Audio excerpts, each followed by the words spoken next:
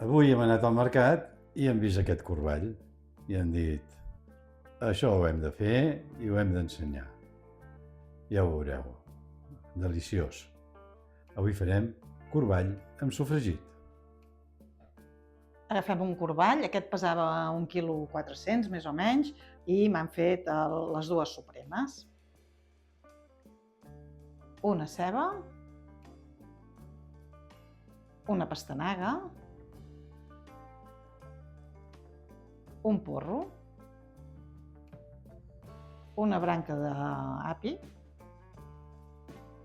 2 grans d'all, 3 o 4 tomàquets, jo n'he agafat més perquè són molt petitons, un gotet de vi blanc, sal, una fulla de llorer i una branqueta de farigola, escates de sal i oli d'oliva.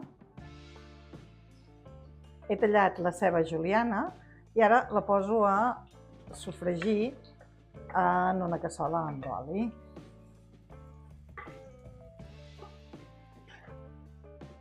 La ceba ja porta uns 5 minutets i ara hi afegeixo el porro que he tallat també així a juliana. He tret les fulles més grosses de fora, més gruixudes, l'he partit per la meitat, al llarg i després també per la meitat de través i he anat fent els bastonets.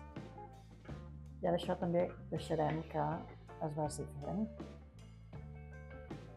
Ara que la ceba i el porro ja estan tovets i ja han començat a agafar una mica de color, hi afegeixo els alls tallats a làmines. També hi poso la pastanaga, que he tallat a rodanxes finetes, l'api, que l'he tallat a dauets petitons,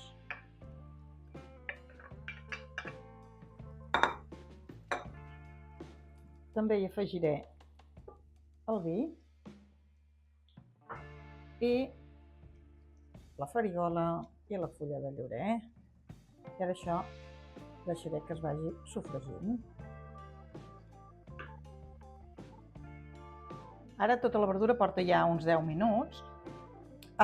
Trec les herbes perquè ja han deixat l'olor que havien de deixar i hi afegiré el tomàquet triturat. I també serà el moment de salar-ho una micona.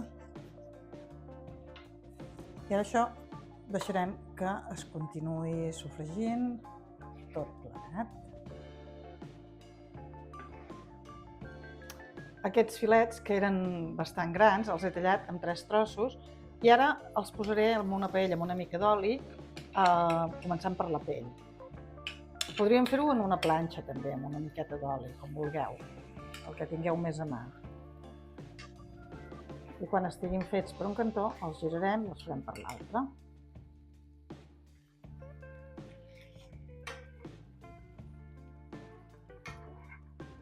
Ja he girat el peix, ja està fet per les dues bandes, ara ja apago el foc i aquí tinc el sofregit. El sofregit ha estat mitja hora llarga.